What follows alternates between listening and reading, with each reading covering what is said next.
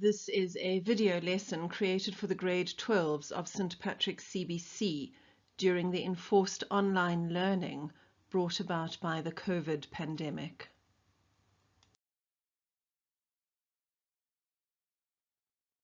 The poem to be studied in this lesson is Shelley's To the Night, one of 19 poems prescribed by the IEB for the final examinations from 2020 to 2022.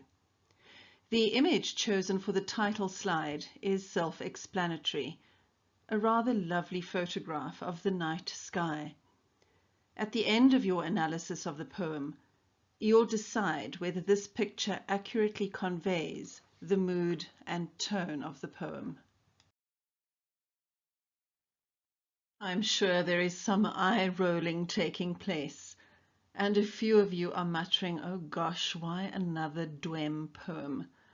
Why indeed? Bear with me as we have a look at Shelley's life so that you can decide whether this unconventional poet has anything to say to us in the 21st century in Southern Africa. Dwem? That's the acronym for Dead White European Male. Like William Shakespeare, Michael Drayton, Richard Lovelace, Robert Browning, and numerous other Dwems that you've had to study this year.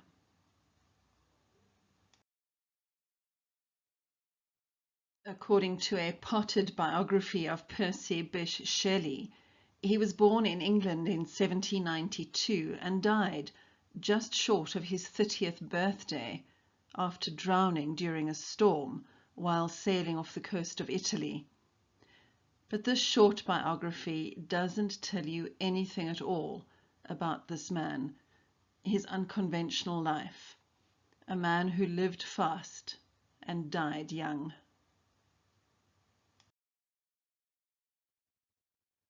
This famous painting of Shelley's funeral pyre on the Italian beach, just after his body was recovered from the sea, gives more of a clue as to what kind of life this man lived.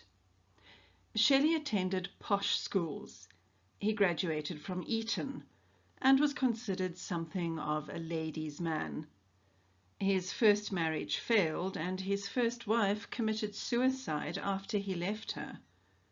And there are whispers of all sorts of inappropriate dalliances with underage girls, but we'll leave those salacious details for another time.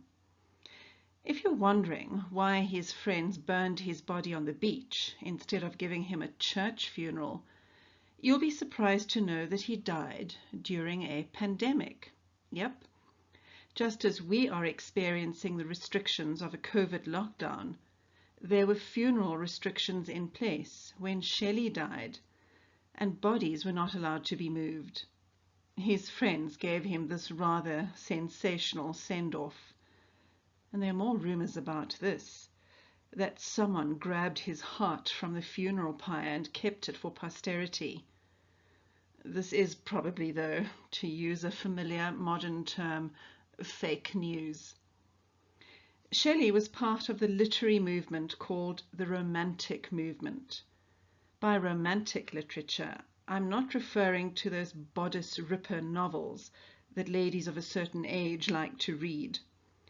I'm referring to an academic movement that was born out of a reaction to the scientific approaches of the Enlightenment, when maths and science were considered the most important subjects for study. We English teachers have always known that isn't the case.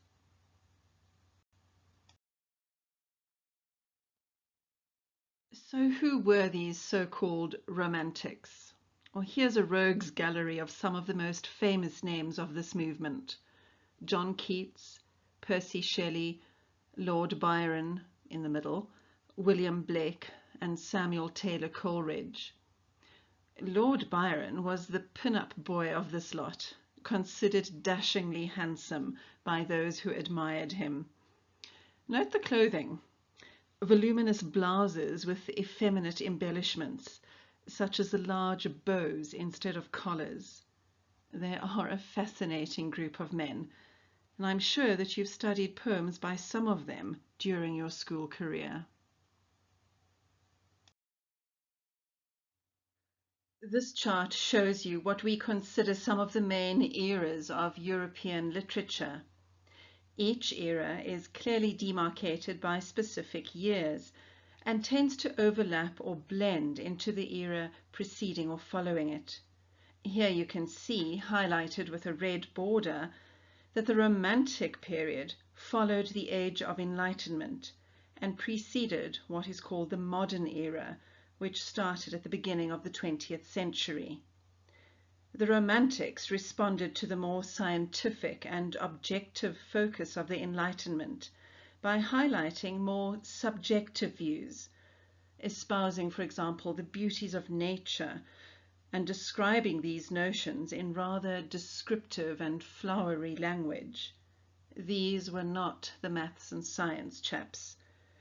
In the words of my husband, who is also an English teacher, the Romantics are the arty-farty types, and that's obviously not a term that should be used in exam answers.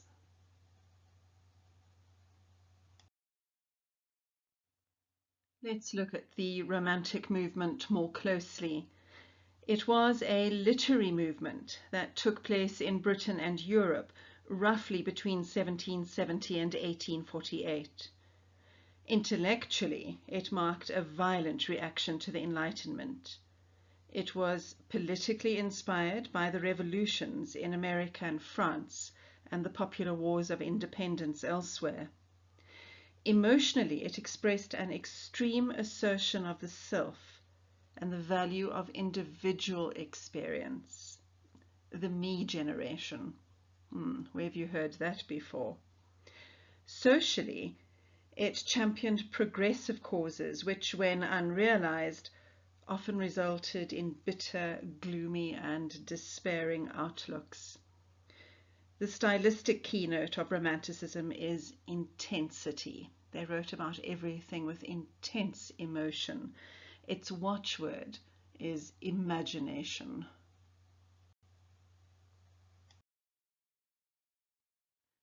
The first generation of Romantic writers in Britain included Wordsworth, Coleridge, and Blake, and they relied on Celtic traditional verse and used foreign sources of myths and legends in their writings. The second generation of British Romantic writers included Byron, Shelley, and Keats. And they all wrote swiftly, travelled widely, and died prematurely. Their life stories and correspondence became almost as important as their poetry. They walked, swam, climbed, espousing the spiritual experiences to be had in nature, the primal relationship between man and nature. They interpreted drama and poetry with new psychological appreciation.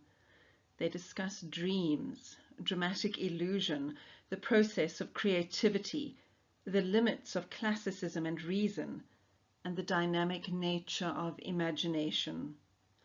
Themes in their works include remembered childhood, unrequited love, and the exiled hero. Their focus on liberty influenced a generation of female writers, including the Bronte sisters. Ultimately, they stood for a change in the old order, an unending revolt against conservative morality, authoritarian government, personal insincerity, and human moderation. These young men and a few women were the rebels of their time.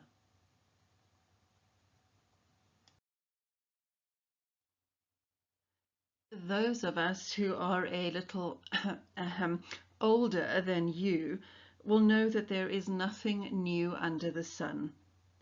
Just as Shelley's death during a pandemic is echoed in our own time, so is there an echo of his academic rebellion. In the late 1970s and early 1980s, yes, when I was in high school and at university, young people, as they do, questioned the rules and regulations, the expectations of the ruling classes and institutions. Like Shelley and the Romantic poets, this questioning found voice in art forms. When I was going out to parties and dating, the soundtrack of those years included a music movement called the New Romantics, and there was even a group that called themselves the New Romantics. On this slide, you can see the album covers from the LP records or vinyl that were the soundtrack to my youth. Some you might even recognize.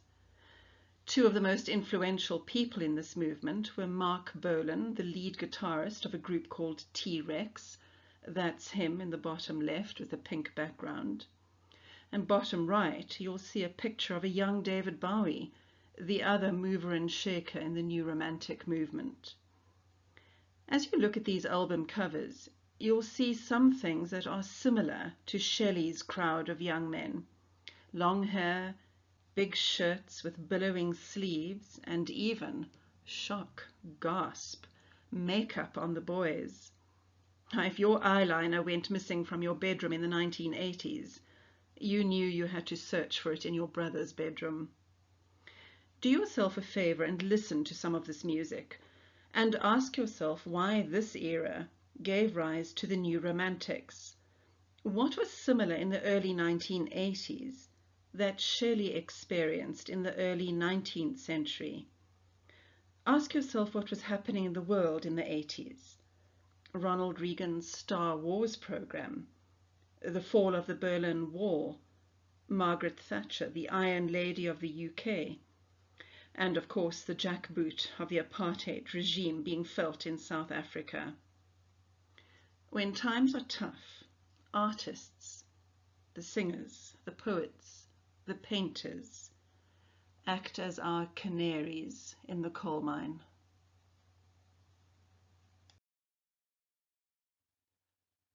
Oh, that's history, you might say. Well, what do you make of Taylor Swift's song, New Romantics? Look at some of these lyrics. We're all bored. We're oh so tired of everything, and we're too busy dancing to get knocked off our feet. Baby, we're the new romantics. The best people in life are free. Canary in a coal mine about our lifestyles? What do you think? Now, who would have thought that studying English poetry of the 19th century would be in any way connected to the pop music that we listen to? Let's see what Shelley has to say to us about the night. Have your poem ready with you.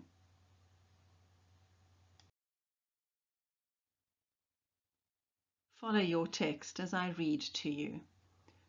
To the night.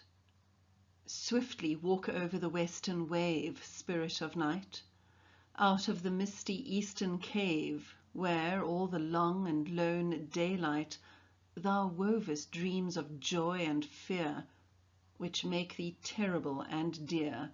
Swift be thy flight. Wrap thy form in a mantle grey, star enwrought. Blind with thine hair the eyes of day. Kiss her until she be wearied out, and then wander o'er city and sea and land, touching all with thine opiate wand. Come, long sought.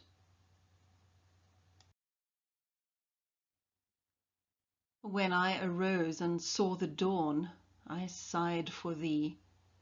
When light rode high and the dew was gone, and noon lay heavy on flower and tree, and the weary day turned to his rest, lingering like an unloved guest, I sighed for thee.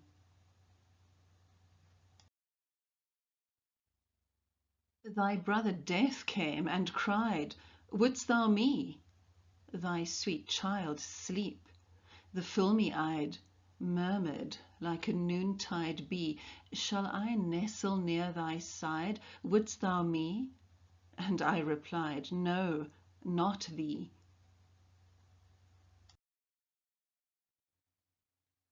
Death will come when thou art dead, soon, too soon.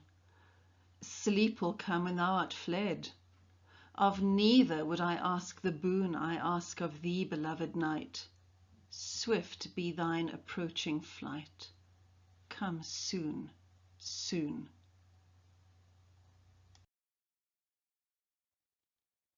The title of the poem makes it clear that the poem is addressing the night. This convention, usually starting with the preposition to, think of poems such as To Autumn by John Keats, in which the poet personifies and praises the object being addressed, is called an ode. On this slide, you will see on the left some important information about odes as a poetic format. This poem, Tonight, is not just an ode, it's also a lyrical poem. This means that it's song-like in quality and conveys strong emotions, thoughts, and feelings. On the right, you will see some important information about the lyric format of poetry. Pause the video here and make sure that you understand the definitions and explanations for both odes and lyrics. This poem is also an apostrophe. Now, this has nothing to do with the punctuation mark of the same name. On this slide is a definition of apostrophe as given in the Pictured English Teacher's Bible of Literary Terms, Abram's Glossary of Literary Terms. Every English teacher should have a copy of this book in the classroom for easy reference during lessons. An apostrophe is when the speaker addresses an inanimate entity, in this poem, the night. In this poem, it's also a form of personification, as the speaker addresses the night as though it were a person. Let's get stuck into the line-by-line analysis of the poem. The speaker addresses night and asks him to move quickly from east to west, from light to darkness as the sun rises in the east and sets in the west. Usually, nighttime is seen as a time of fear and intrigue. In this poem, that's not the case. The speaker invokes night to walk swiftly, even though in the past he's been the bringer of nightmares, fearful, terrible dreams. It appears that the speaker accepts the dual nature of night. Just as he brings nightmares, he also brings dreams of joy and dearness.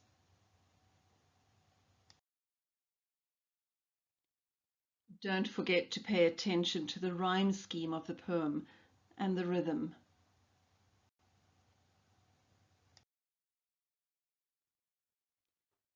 In the second stanza, the speaker asks night to wrap day in a grey mantle that has stars in the design.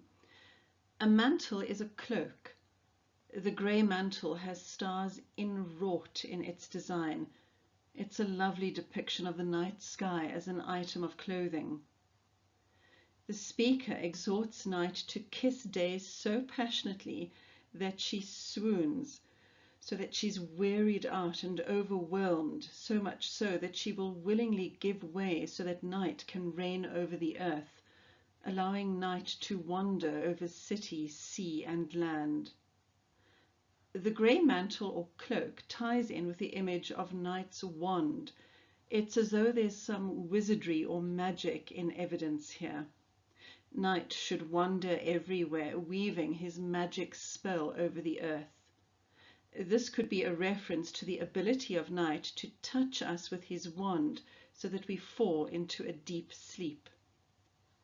The word opiate refers to a drug, such as opium, that's taken to relax or pacify the user. The Romantics, such as the poet Shelley, were well versed in the use of opiates as recreational drugs. The poet is possibly likening the effects of nighttime over the earth to the after effects of taking such a drug. The speaker says that the effect of night has been long sought. In other words, he's been looking for these effects for some time. Some critics argue that the poem is not a reference to night, but that it's a veiled reference to a love interest, a woman, with Day being Shelley's first wife and Night being his second wife. Now this ties in with what we know about Shelley's personal life, but you would need to find textual evidence to support this point of view. The rhyme scheme continues in the same pattern as stanza 1. Note the sight rhyme evident in lines 12 and 13. This is when words look the same on the page, but are pronounced slightly differently. Strictly speaking, land and wand don't rhyme, but they do look the same on the page, and this is what is meant by sight rhyme. For the remaining 3 stanzas, write down the rhyme scheme for yourself.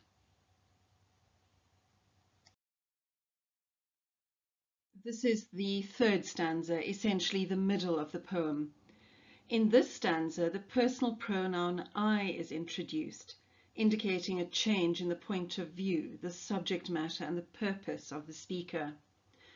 In the previous stanzas, the speaker has asked night to move quickly.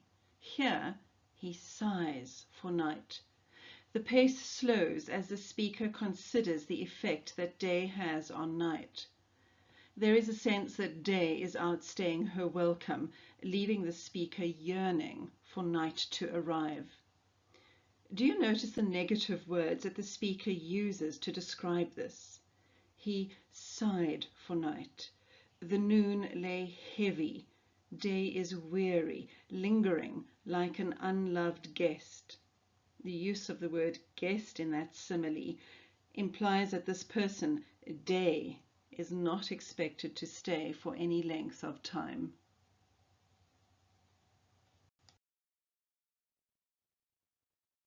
In stanza 4, the speaker recounts how Night's brother Death came to him, asking whether he would like to accompany him.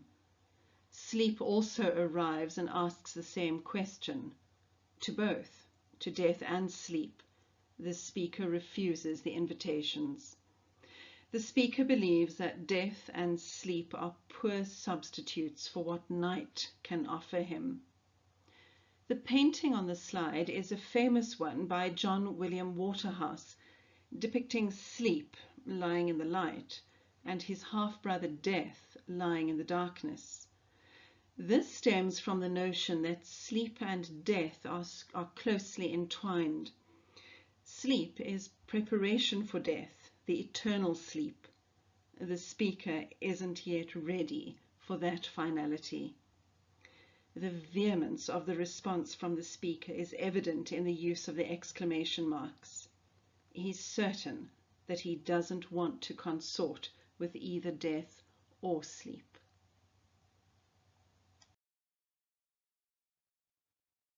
In the final stanza, the speaker acknowledges that sleep and death will appear once night has gone. The stanza is linked to stanza 1, as he repeats his request that night move quickly, swift be thine approaching flight. The final stanza is often said to be evidence of Shelley's premonition of his own death. He died just before his 30th birthday, and this was one of the last poems that he wrote. What do you think? Do you think there's textual evidence to support this view? In the ode, 4 inanimate objects have been addressed, been personified: night, day, death, and sleep.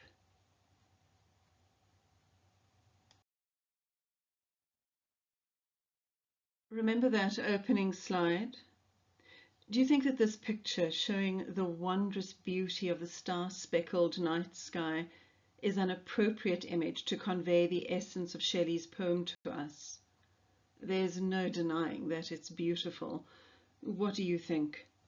Is night something to be desired, an interlude before the inevitability of sleep and death? Is this a profound response to an existential question, even crisis? Or is it just an example of arty-farty romantic poetry?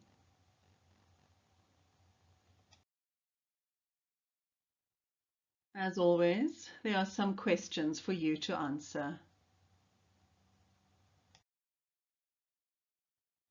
Writing the answers to these 5 questions is the best practice that you can have as you prepare for paper 1. Pause the video here and write your answers to these questions. If you've taken good notes and annotated your text well during the slide presentation, then these questions should not pose too many problems for you.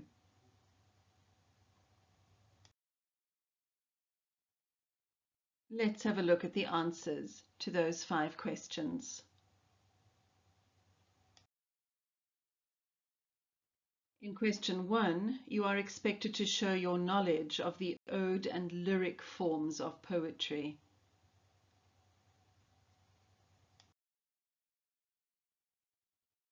Your answer to question 2 should contain both a definition for the term apostrophe and a reference to this particular poem to explain or illustrate your definition.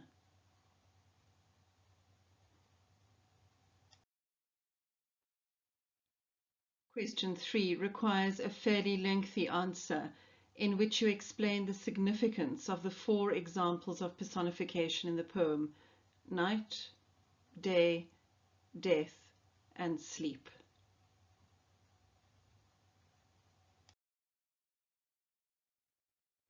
Here you are expected to demonstrate your knowledge of Romantic literature by defining the word sublime as it pertains to this literary movement.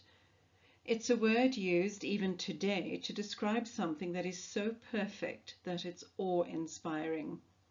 It's usually reserved for descriptions of natural beauty, although I have been known to refer to my friend Carly's homemade brownies as the most sublime taste of baked chocolate that I've ever eaten.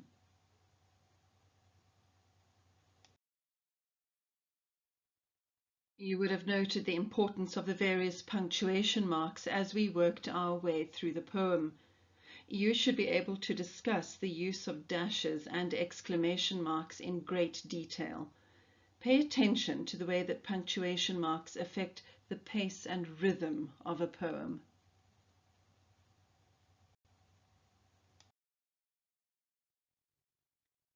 If you had to look for a picture to accompany this poem, I'm sure that many of you would have thought of Van Gogh's Starry Night, shown on the left of this slide. It's an iconic painting and instantly recognizable. On the right, we have a manipulated version of the painting entitled Scary Night. It was used as a poster to advertise an exhibition at an American university, for which artists were asked to subvert Van Gogh's original painting. Have a look at the work online. You'll find the most fascinating depictions of night, both beautiful and terrifying. Now, having studied Shelley's poem, how do you think he would have painted night?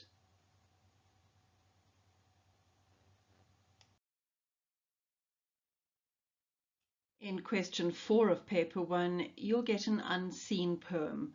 This is often paired with a seen poem.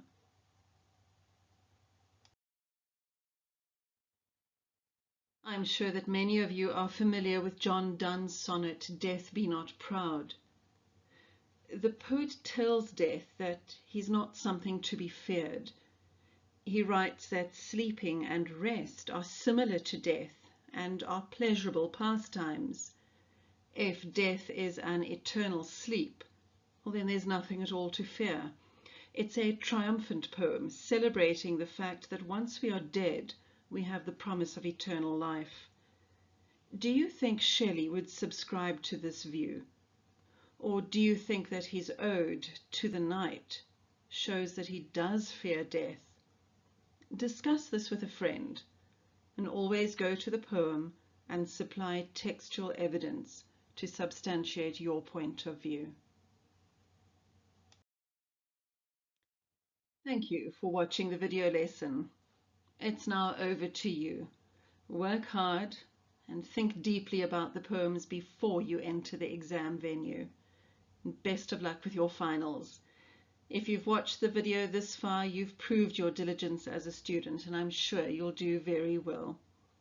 Share these videos with your friends. Discuss them. Debate the points. you will reap the rewards.